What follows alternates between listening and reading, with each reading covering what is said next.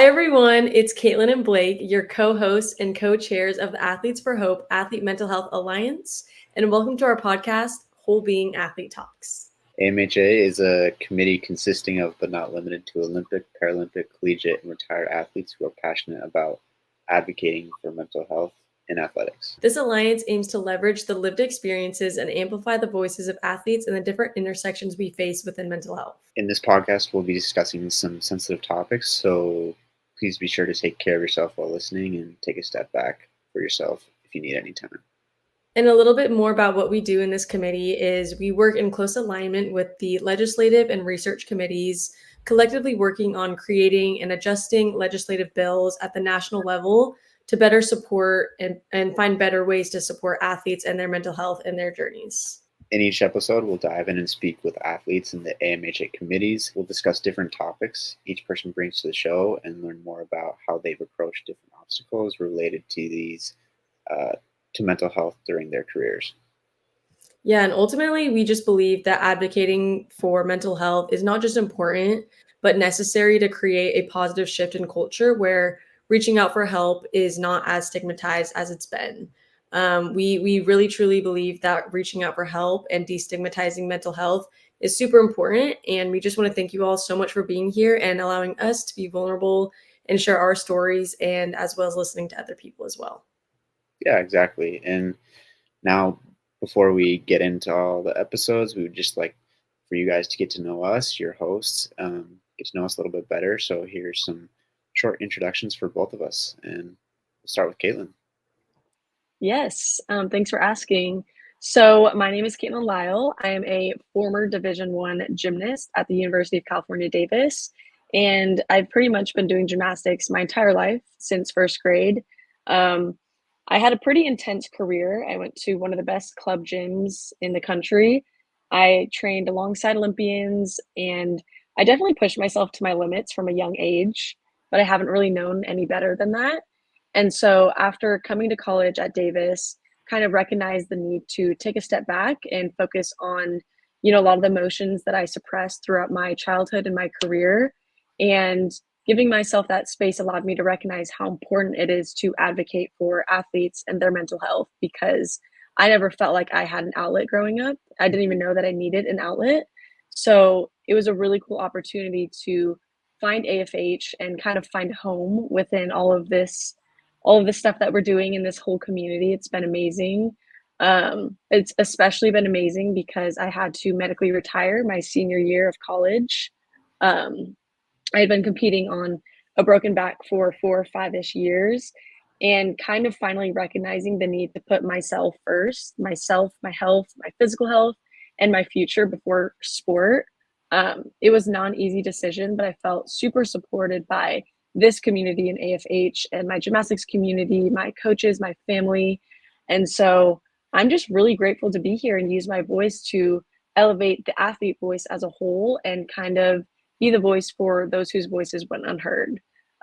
Mental health is extremely important, and I'm super, super happy that it's beginning to be destigmatized. And I feel like that starts with just us stories, sharing these conversations, and being vulnerable with one another, because athletes oftentimes feel like they have to suppress their emotions, which is what I did most of my career. So I'm just happy to be here, and thank you for asking me. And now, Blake, how did you get into Athletes for Hope? Tell me about your background. And Yeah, definitely. So for me, I was a huge soccer player growing up. So I found myself from a very young age being, one of the people who stood out more on my team and ended up, eventually playing on very competitive teams, going to regionals, winning multiple state championships. I played over in Europe when I was in high school, college soccer, and then as I got older, played professionally over in Spain. And intertwined between all of those experiences was, mental health was very present. So it's been with me my entire life, as it has been for many other athletes. But ultimately, when it came down to it, when I was over in Spain, I realized just how much I had pushed down all of my emotions and never confronted anything for 22 years of my life until I was overseas, and I had like multiple panic attacks, and I was just freaking out basically. Like I couldn't do this. Soccer had become too much. I wasn't enjoying it anymore. That ended up being I was doing it too much for other people and not for myself. So within a matter of days, like I stopped, flew back home, and then period of time after that, still now, in trying to find myself, I was trying to find a way to, you know, do more because I hated the fact that I went through that, and so I wanted to do something to somehow help others, so they never had to go through what I went through.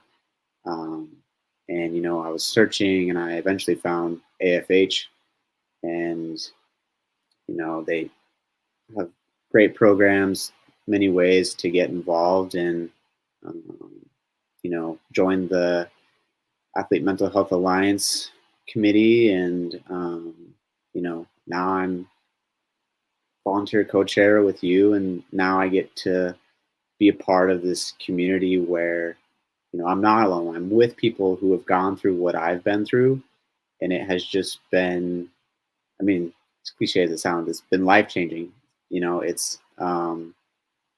It's one thing to talk to people outside of sport, but it's different when you are around a collective group of people who understand what you went through. So now I get to advocate for others, and yeah, ultimately help end the stigma around it. So um, yeah, I'm just super stoked to be on here with you and get to talk to all these amazing people and share all these stories. So Yeah, it's awesome. And even though it does sound cliche, I would say the same, that it's definitely been a life-changing experience because you realize that you're not alone now, but you've actually never been alone. There's so many people who have similar stories or at least synchronicities between their stories that it makes things feel like, they weren't as bad as you thought because you thought that you were alone. So it's been awesome and it's been an honor to work with you as well. And for our viewers, thank you so much for listening. Thank you for being here. The world is a better place because you all are here. And we're just super excited to learn and grow alongside you during this podcast journey. So thank you. And let's start it. Let's dive into it. let's go.